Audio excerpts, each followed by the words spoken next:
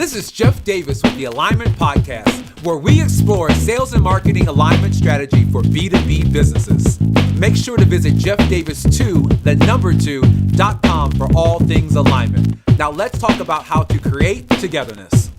Today's guest is Tracy Eiler, CMO of Inside View and co-author of the book Align to Achieve. Tracy has recently been named a B2B demand marketing game changer, is included in the top 20 women to watch in sales lead management, and in the top 30 most influential women in B2B marketing technology. Today, Tracy and I talk about the reasons behind the historical conflict between sales and marketing, how to get your CEO on board by making a strong business case for alignment, and last but not least, the metrics that matter, truly matter, in achieving revenue growth for the organization.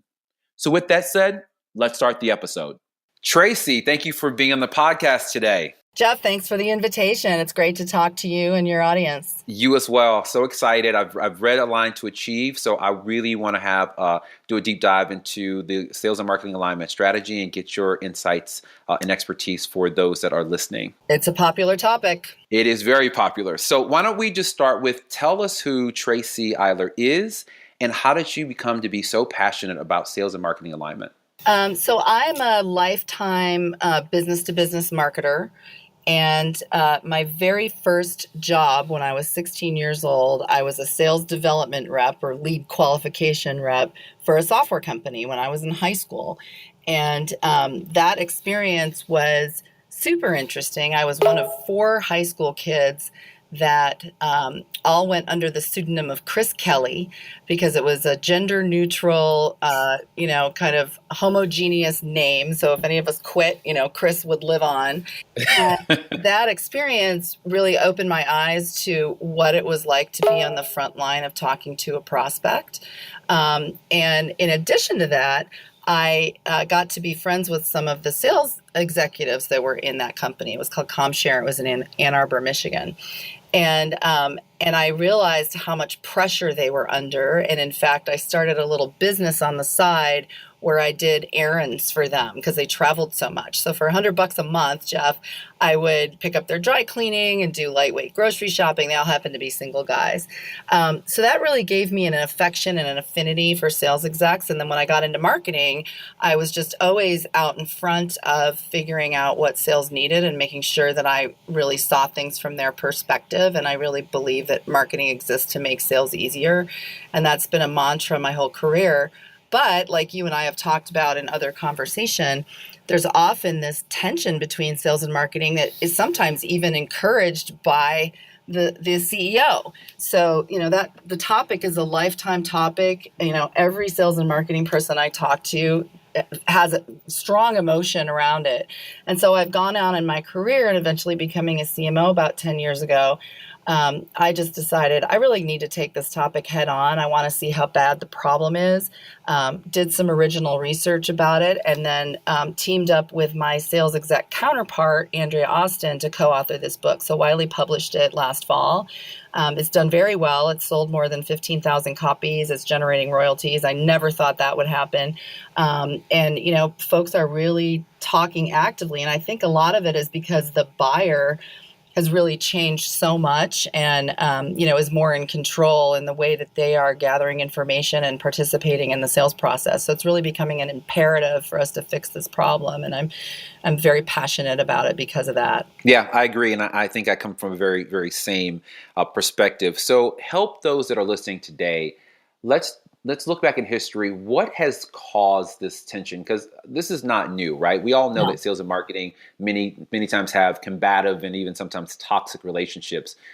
From your view, why has that happened historically? I think there's several fundamental reasons why sales and marketing kind of just doesn't get along. And some of it is rooted in our time horizon view. Sales is working on a quarterly cadence. Everything changes in their world about 3 weeks before the end of the quarter where the tension just ratchets up. And marketing is working on a long-term cadence. We're thinking of now, it's almost November 1st. We're planning things for next June already. And so some of it is just inherent in the way that we look at our timelines, our objectives, and so on. I think another area is that we have just traditionally not been measured on the same things. I know many, many marketers who are measured on some sort of a lead metric, top of funnel, quantity, quality, something like that. And of course, sales is measured on revenue. So there's this big chasm in between those two statuses that I think really makes sales feel like marketing is not relevant to them in the here and now. And it makes marketing just really not understand the urgency. So in the book, I advocate that, the two teams should really align around pipeline or opportunity. It really helps marketers make harder choices about where to spend their time. And I also think that, the teams have traditionally not even been co-located in general. Sales and marketing executive might have a relationship, but at the individual contributor level, the demand gen manager isn't interacting with the sales rep unless they're at a trade show booth. That's typically the only time they talk. And so, that really needs to change. Of course, there are stereotypes around all of this. You think about salespeople as being, carnivorous, being super assertive, maybe even bullies, marketing people being more collaborative, higher emotional quotient, things like that. I think those are generally stereotypes that most people would nod their heads around. And, one of the things I try and do is really help my marketers understand, yes, salespeople do need to be assertive. They need to be pushy. They can't close deals if they're not. So of course they're going to be that way. And I think that most marketers would say that their sales counterparts just can't pay attention. They can't sit still. They don't listen to detail. They've got to move. They're constantly got to be moving. They're like sharks. Yep. And so it's no wonder that they're not going to read your 4-page email on a subject, right? You got to give them digestible nuggets. And I hear you laughing, right? But it's true. I've been there. I've been on both sides of the fence where you get, a 3-page email and I'm like, I don't have time to read this. Yeah, go away. You're irrelevant to me. So I think those are some of the reasons. And, add to that I think a lot of CEOs, especially CEOs that are not experienced, they want sales and marketing to have, air quote, healthy tension. They think they're going to get some Darwinian survival of the fittest best result if sales and marketing are fighting. And I've even worked for CEOs who literally wanted me to fight with my sales VP counterpart and would do nothing to help us resolve issues. And so I think that, you add it all together and you've got this perfect soup for conflict. And it has to change. Yeah, I agree. And staying on the theme with the CEO. So let's say that the VP of sales and the CMO of a company agree, like we got to do something. I'm on board to help you, help me, and help this company, move in the right direction. If that CEO is not quite on board, very much like the one you worked for in the past, how do we go to that CEO with a business case? How do we make that business case to allocate resources to an initiative like this? Yeah. Well, what I have found, and Andrea and I, my co-author, experienced this firsthand, when we came together to our executive staff with a request. Let's say, for example, there was a campaign that we wanted to do, or a major trade show we wanted to invest in, or a sales enablement initiative that her team really needed that we weren't funded for. If we came together, it was very, very hard for our CEO and even our CFO, who often has to weigh in on funding. It's very hard for them to say no. You get your revenue engine, sales and marketing, together in a room. So just by the sheer fact that we are responsible for the revenue engine and the prosecution of those opportunities and the happiness of those customers to upsell them, the fact that we have that power when we speak together, it's irresistible. So even if they do want us to be fighting, if we come together, it's very hard to say no. I've witnessed that firsthand. So that's thing one. Thing two is there's data that I found in the primary research that Fueled Align to Achieve that simply shows that as much as 10% of a company's revenue can be impacted positively or negatively from a lack of alignment. And that's remarkable. IDC has data that says that as well. And then there's other data. Series Decisions has some that companies that have aligned sales and marketing have 19% faster growth. 19%, right? What wouldn't you do for 19% faster growth and up to 15% more profit? So there's hard numbers that prove it. In addition to the fact that, Andrea and I have joked around and call it collusion, but if we're together arm in arm, they can't say anything about it. It's kind of like if all the kids in your family come to mom and dad and say, we want a dog. It's very hard to say no when everybody is, all the opinion leaders are asking for the same thing. So, there's hard numbers, but also just some just a human interaction that proved to be positive. That's a good point.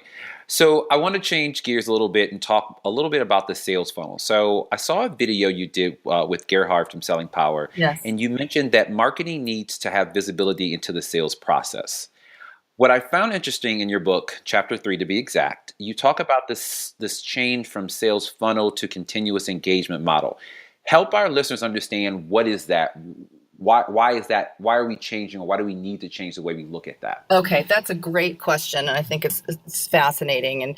And we were all taught that marketing and sales, the whole process, looks like a funnel. And I know that your listeners can visualize, that top of funnel very wide, the bottom of funnel more narrow, and we obsess about the conversion rates from stage to stage as if it is a linear process with, let's say Acme as the customer coming into that top of the funnel, coming out the bottom. We sell that deal and we say, yay for us, and then we move on to the next company.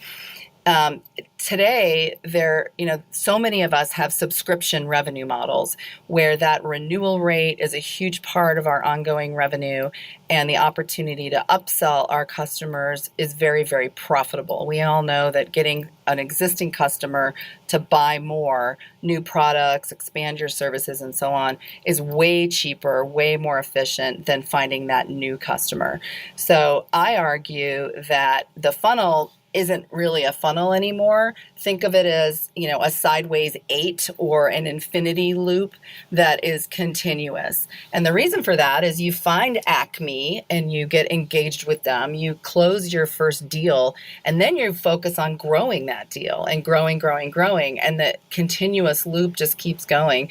In fact, Forrester had their annual B2B marketing summit about a month ago in Austin, Texas. I had the opportunity to attend, and the whole theme was marketing and sales coming together for a better customer experience because of this issue of customers being so much more profitable. And, even if you're not a subscription business, it still holds true that customer expansion is the most profitable way you can grow your business. So that's really why. And, there's a lot more I could say about it, but, the bottom line is growing your customer base is very, very good for business. Yeah, and I like the graphic that you show, that you kind of focus on these 4 stages. It's really about find, engage, close, and grow. And so that's a really good way to think of it. In the little time that we have left, I want to focus on metrics. So in my time hosting the Sales and Marketing Alignment Summit, I've had many conversations around metrics. Many organizations, sales is looking at one set of numbers, marketing is looking at another set of numbers. And so when they try to actually evaluate what's working, they really truly can't, because they're looking at 2 completely different data sets. So as we look at building out this shared dashboard, where do you see most organizations are missing the mark when it comes to metrics? Yeah, that's easy. I think there's one metric that matters. There's a lot of things we look at, of course, but the primary metric to start around is pipeline. What do I mean by pipeline? Because some companies define it differently. Once an account hits a stage where sales is associating a value to it and they call it an opportunity that they're actively working and forecasting, that's pipeline. And usually marketing doesn't pay any attention to pipeline. And usually sales is obsessed with pipeline, and they want, 3 to 5 times coverage to make sure that they're actually going to make their quota. So if we start with pipeline, Jeff, and then work backwards and forwards from there, we find ourselves having a common set of data that is truth. And, marketing, of course, is going to be looking at all sorts of other metrics prior to that pipeline definition, our cost per lead and things like that. And of course, sales is going to be looking at what happens after pipeline, their close rate, their deal size, average days of sale, and so on. But when we anchor to pipeline, it really helps sales see that marketing has skin in the game. It helps marketing have much better empathy and understanding for what's going on in the sales process, and frankly, be more ruthless around what choices we make on programs that we're going to invest in, not only money, but our time. It helps make it crystal clear when you realize that, let's say that advertising campaign that you just ran didn't generate any pipeline, or that trade show that you spent 80 grand on, generated $10,000 in pipeline. Is that really worth it? So I say start with pipeline and follow. Yeah, I couldn't agree more. So my last question for you, one of the reasons that I was motivated to create this podcast was to bring some clarity for executives that are trying to, change the organization to be more aligned. There's a lot of stuff going on. There's a lot of tactics, a lot of products, a lot of strategies that are out there. And so I always want to close out with, advice from my guests as an executive, what is the one thing or one theme that I should keep top of mind as I kind of go along this journey to aligning my sales and marketing teams? The theme that I think is the most important for sales and marketing alignment is the attitude that marketing exists to make sales easier. I have a little parentheses after that phrase, Jeff, which is, but we're not doormats, because marketing should not be order takers or be stepped on by sales. But when marketing has the attitude that they're there to make sales easier, that we're here to serve our sellers, I think that helps all the way around. Show value to the sellers, that marketing has really got their best interest in mind, that we're not trying to tell them what to do, that we're trying to provide the right air cover or whatever the metaphor might be. It's a little controversial because I do know CMOs who say, I'm not a servant. I've got an opinion. I should be driving the company. But when we bring that empathy to the table, that we're here to make selling easier, because guess what? We're all here for revenue in the end. I have found that really gets your sales counterparts to just sort of relax a little bit. They're not coming to talk to you in a defensive posture when marketing has extended that olive branch. And I think it's beholden on our CMOs to have that attitude and to impress it upon their teams. Perfect. Well, Tracy, thank you so much for being on the show and spending time with us and sharing your expertise. You are most welcome. And I really expect that this topic of sales and marketing alignment we're going to see some major strides forward in the coming year. Thanks for listening to the episode. Don't forget to visit me at jeffdavis2, the number 2.com, and follow me on Twitter at Jeff_Davis2. Did today's conversation resonate with you? Then share with your colleagues to help the Alignment Podcast grow. Join us for the next episode where we continue to talk about how to create togetherness.